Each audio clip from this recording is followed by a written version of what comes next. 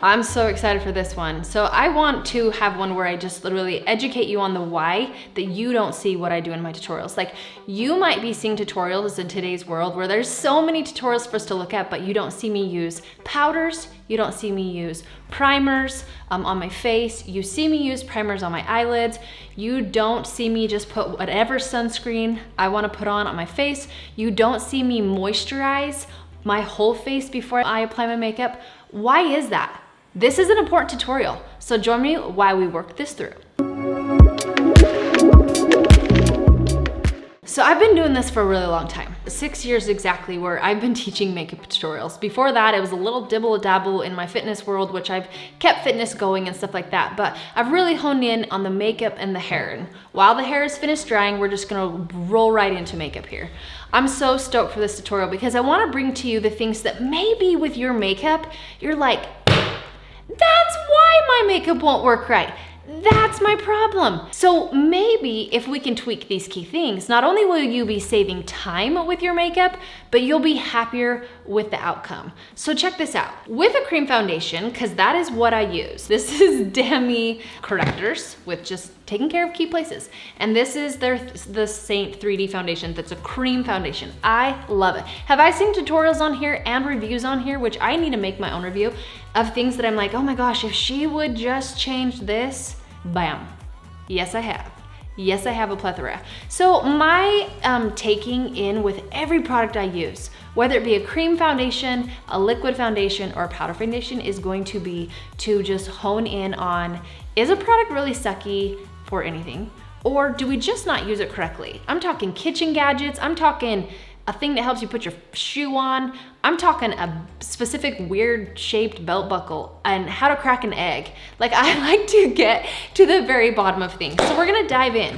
So the cream foundation is different. And how you're applying, when you say, I hate this, more than likely it's because you don't understand how to use it.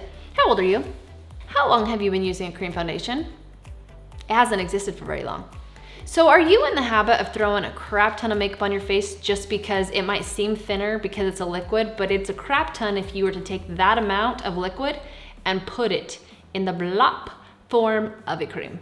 It is a whole different ballgame, okay? Whole different ballgame. So in that regard, it needs to be used differently. So I'm gonna break down right now one thing, okay? This is the one thing that I don't do with my makeup that you might be doing that's gonna make a difference for you. So what I don't do is put moisturizer on my whole face before makeup application. I go in and apply the moisturizer on my troughs and anywhere that feels dry. Now, I just got done traveling, so I'm feeling a little drier at the moment on my chin, and you can tell when you talk or when you move your face.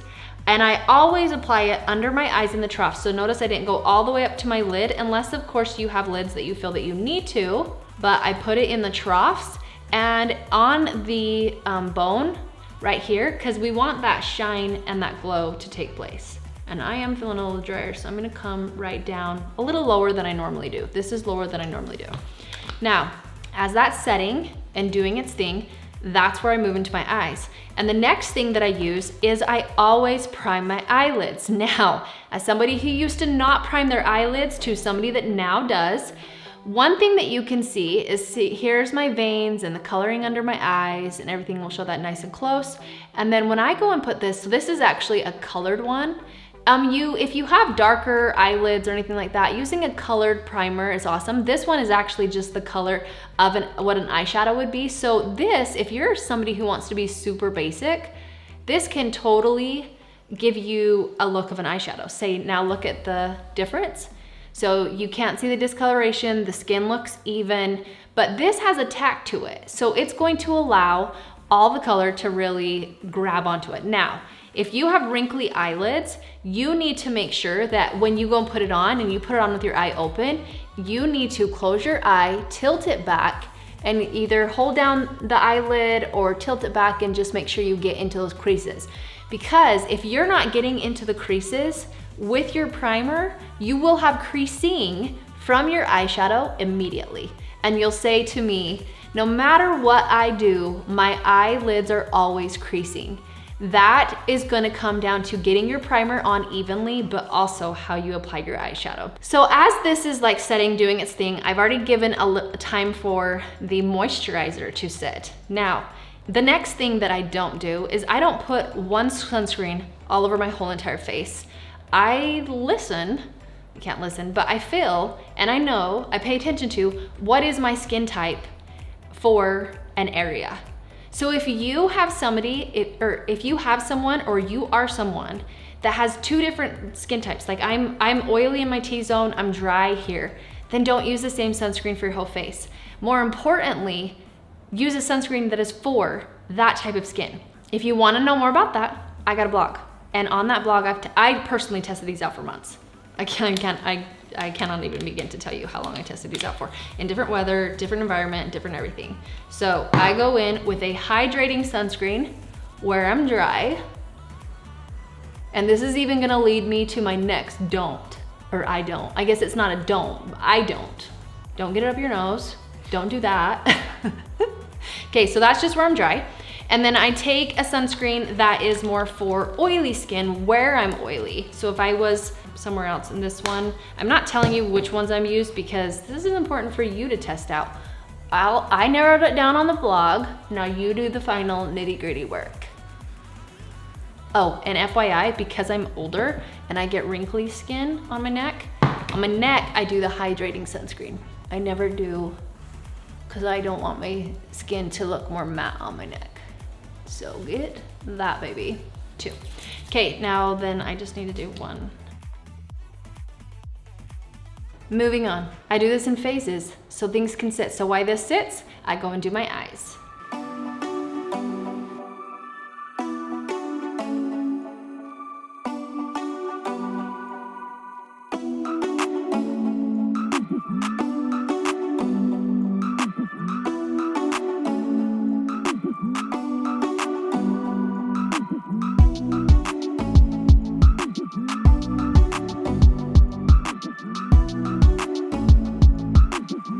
All right, back to the next. I don't do this. I don't wear primers anymore. I have primers. I have all the things. I used to prime, but then I discovered sunscreen for your skin type. And doing all that homework on that, I don't use any primer at all. Where for the oily part, it creates a tack. For the dry part, it creates the tack, but they're just how they need it. I don't use a primer. And because I didn't put all this skincare stuff on my face before I started, you saw I just did the moisturizer, I don't need a lot of layers. It is a game changer for your makeup to not be putting on all these layers. And you might say, well, I'm older maybe. I need this hydration. But creams help keep that hydration. The ingredients that are even in it, it helps with that hydration, okay? And so it's already doing that for you. So it's not necessary. So if we can keep something out of makeup, let's do, right? Right, okay.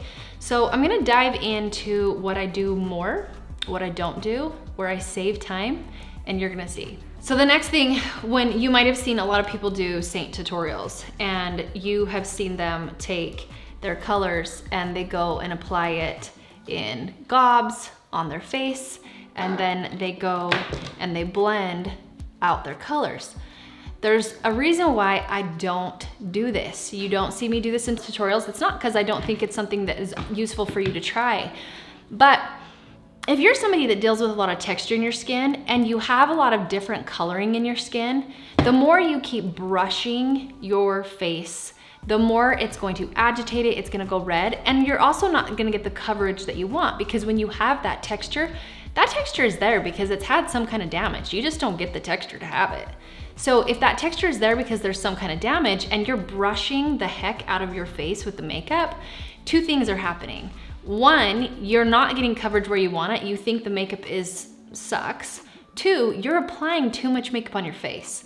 So this is what I do instead that can help you out. So instead, I have 3 foundation colors. Why do I have 3? These are called highlights from Seint. 3 colors is because I have more than 1 color on my face. And because I have more than one color on my face, I wanna get to the nitty-gritty with what I have going on.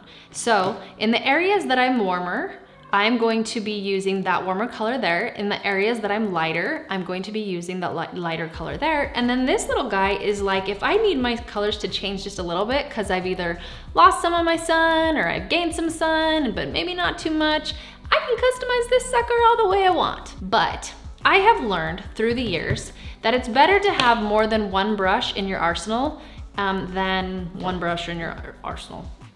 I don't know what I said, go with it, but you know what I mean. There should be more than one brush in your arsenal, okay? And Seint brushes are the density that they are, or the lack thereof, for a reason, because creams are different.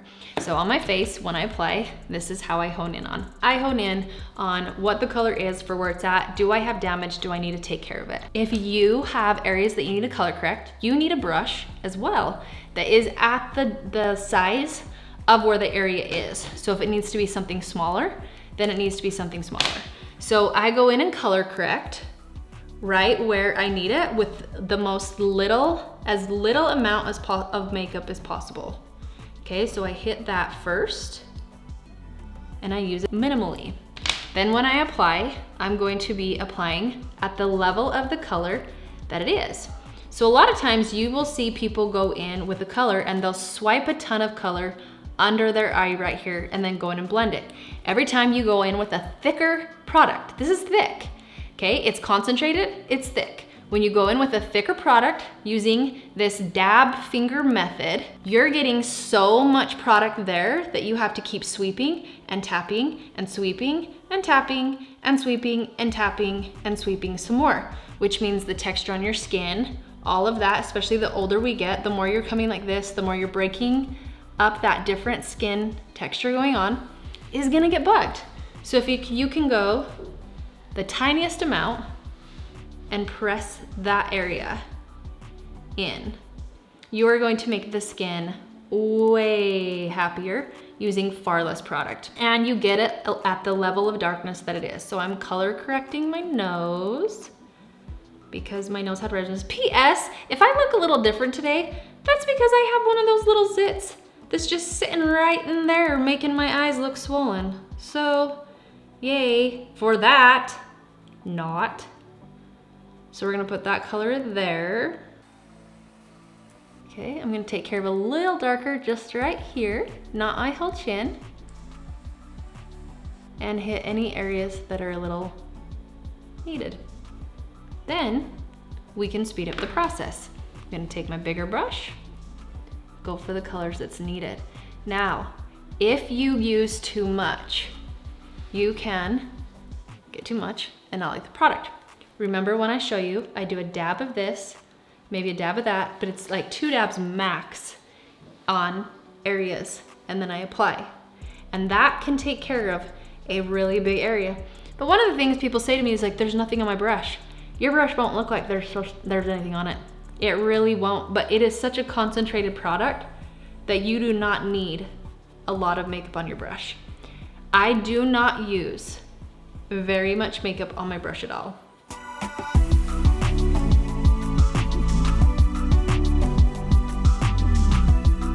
So what I said I don't do is using the painting on the face, like the paint by number thing, or where I use my fingers to dab a lot on. Like I said, try that method, see how you like, because I do know there's a lot of people that like it. But if it's not working for you, there's a huge reason why, because there's too much tugging, too much pulling, too much product that can get on the face when you use that method in areas, okay? But here's another one, this is another I don't do, is I don't use a ton of the big brushes on my face. So big brushes, when you see people do tutorials with big brushes, that truly can depend on your face size. And so when you have a smaller face, when you throw in these bigger brushes with it, it might not work. For example, there's not much room in between here. But when I come in here, I have a chance of jacking up my makeup that I already did or whatever, because this is so big. Along my face, this can work here, but right in here, I don't have a ton of room either, and I can't get to the point because we have different shaping in our face here. So not using such big brushes all the time is a pro. It can be a con if you wanna hurry, but let's focus on the smaller areas where we need to first, and then go in and just take care of the bigger areas quicker. So we're still getting to the point, but we're not using the big brushes for our whole entire face.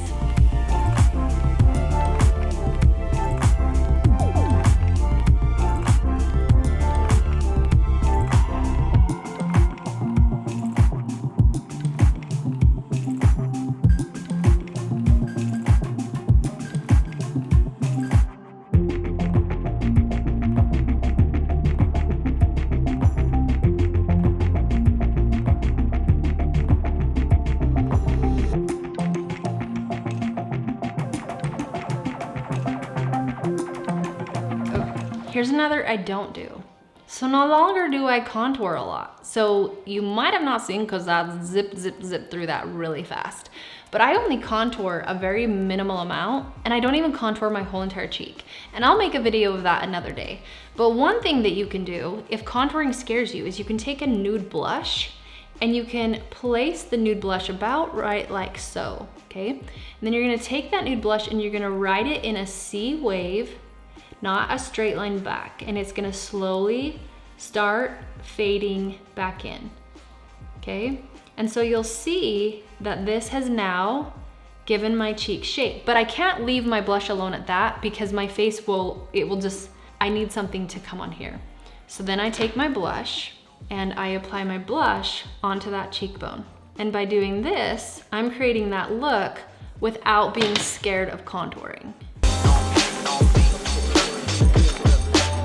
And there I have more of that contoured cheek look.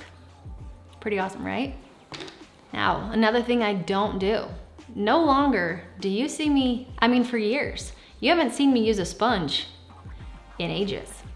So the reason why I don't use a sponge is because when I go in and grab this makeup, it is such a minimal amount that I'm not needing to go in and remove any excess of anything. So I'm gonna give you an example of how I do my eyes. I'm gonna bring in this black brush. Now it is the exact same brush as this one, but you can't see the product well on it. With this black brush you can. Now for my under eyes, what we're used to seeing people is they sweep on all this color or use a concealer all up under the eyes, and they go and press it, and they go and apply it, and they smear it, and they sweep it, and then they have to go in and sponge off excess. Okay, and then mess with it some more and you get the drift. What I do is I look at where I want things to be brightened. So I go in with one small dab here, one small dab there. And you can see on the brush that you can barely see anything at all. There's barely anything on that brush. You can kind of see it in the center. Now I'm gonna take that and I'm gonna hit it just where I know I need it.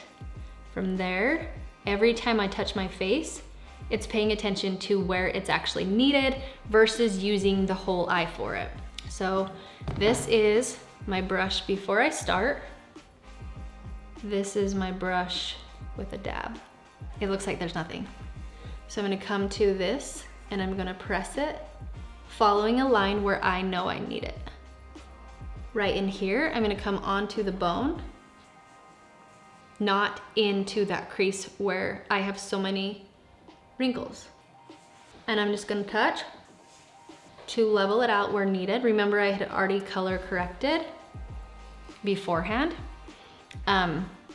with a method. So I'm not needing to, that all depends if you need that or not. And that is how I minimize using product under my eyes. Now for my face, the same exact method would have applied is look, that's a lot. Like that was one little press in going bam, bam. And I was able to get that much product. Now I can use all that product in this whole entire area. I do not need to keep layering a ton of makeup on. When I look in the mirror, I literally feel weird because this is so wide, which is going to take me to my next thing, contouring the nose. Well, I gotta put stuff on my lips. They are dry. I feel like I can really talk to you. So what I don't do with makeup any longer is worry about contouring my nose. Now, I can contour my nose, But I wanna take that pressure off of you. We're seeing so many people contour their nose and we might feel that we need it, but a lot of times we don't contour right. And a lot of times, I can see your contour line and I don't wanna see it. So here's something that you can do if there is something that's bothering on your nose, but you don't have to do the whole entire nose. What we need to understand is noses create shadows differently. I wanna give you an example of nose contouring. So I got my contour here and I'm gonna come at the sides of my nose. This is what I see most people do. They come in at the side and they come along the side and they wrap it around the front. And then you are told to now come down the center of your nose with a concealer, with something to brighten that off of there. Not contouring on the sides. And now we're gonna contour just where we need to, but also in closer. So if I look at my nose and there's something I wanna thin out, okay? So I'm going to come in with my contour. I'm pinching my brush so it's really thin. And I'm gonna lay it, so you saw me play it out here. I'm gonna lay it on this shadow on the inside of where I think I want to. And if you look at your face with the light straight in front of you, it's hard to see. You can't see it if the light isn't directly in front of you. There's actually an imaginary line that's coming down the center of your nose anyways. That's where you're gonna wanna brighten. So you're gonna take that contour right on the sides of that imaginary line. And this is making your nose thinner. Now I'm gonna come, instead of wrapping it all down my nose here, I'm gonna come to the very tip. And if you're somebody that has a really long nose, the more you keep contouring how long your nose is, the more you're gonna hate it. So if you just contoured the tip, that right there alone would make you happier. Okay, now, since I have that zit, I'm gonna come in on this side and add a shadow. Okay, now I'm going to stipple off any excess because we do not want to see any contour line whatsoever. And then I'm going to take that brightener right here and right here, just where needed, and fan that out. So I took a picture and now you'll see the difference. But guess what? If you just only knew how much time we spent doing that, I hate nose contouring. So I just gave you some tips of things you can pay attention to, but if nose contouring you don't like, don't do. I literally never contour my nose because I spend more time trying to make it perfect and then I focus on something that really was just fine in the end. So I will apply my makeup to my nose like so. I make sure that I work in stipples like so, and I call it a day and make sure we have good coverage. So do as you deem and what you wish. Moving on, shall we? For my last and final, the things I don't do. Now, this one is going to change because this one definitely depends on the person and it definitely depends on your preferences. But why don't you see me use powder? Since I focus on a sunscreen that is for my skin type, I no longer feel like, oh, I'm just oily everywhere and this and that, because I got it tamed down, right? And then also, I don't want powder under the eyes to add to creasing. But here are just some key things that you can do if you feel that you are a powder girl. So the thicker the powder, this one, she's naughty, especially for my oily girls. The thicker the powder, the more you're gonna feel you have problems, okay? So you really need to find a very fine powder. And I'm sad to admit, I can't find my powder, and I either like the Laura Mercier or NARS, the pressed powder, but the Laura Mercier loose powder or NARS pressed powder. I have both, can't find them. I don't know if I did a tutorial with them and didn't do whatever. But when you go in with a powder that is tinted, you have a way higher chance for there to be oxidization that changes with your look. But with powder, if you feel that you need to use it, hone in with a teeny tiny brush. You're gonna take that tiny brush, you're gonna get the powder on it, and you're going to tap off any excess. It will be the most minimal amount that's there. You're gonna take that and you're going to press it just where you need it, and pressing it in is more helpful than just floofing it on the face. Okay, so you wanna press it into the area that you feel that it's needed. If it's under your eyes, again, get off all excess. And after, you shouldn't have creasing under your eyes. If you have creasing under your eyes, you've applied too much product and you're like, well, it keeps getting stuck in my wrinkles. Again, the more wrinkles we get, the more we can't have product. We need to put our product in very key places. I'll make you a video on that too. Or if you go to my Instagram channel, Instagram page, go to my guide section. At my guide section, you're gonna find an under eye section. And in there, I got information for you, okay? So you're though going to go and stretch out the face and only press that minimum amount where it was needed, okay? And it's, again, going to be more of a dense brush that's pushing it in, and it has to be minimal. When you're seeing people do a lot of baking, it might be good for more youthful skin, but the older we get, the more it has to remain that minimal look. Now remember, if you're going for more of a matte look, if you're not going for a matte look, anytime you cover this area right here, it's gonna take away that shine and it's gonna create more of a dull matte look. So depending on how you like or don't like, the more it looks matte, the older your skin will look. And I have an explanation for that too, but we're gonna go into that for another one. So don't get mad at me when I say the older your skin will look, but it's gonna show the texture more. It's gonna show all of that a lot stronger. So having that glow will soften it out. So wrapping this up, the things that I no longer do with makeup, because the more I've learned about makeup and studying it on faces and getting it on different faces has changed my makeup game, especially with a cream foundation. In no particular order, these are the things we talked about in this video. I no longer use primer. I use a sunscreen that's only for my skin type. That is key. That is so important, okay? I do not use my finger to apply my cream foundation. I no longer use bigger brushes for my whole entire face. I no longer nose contour.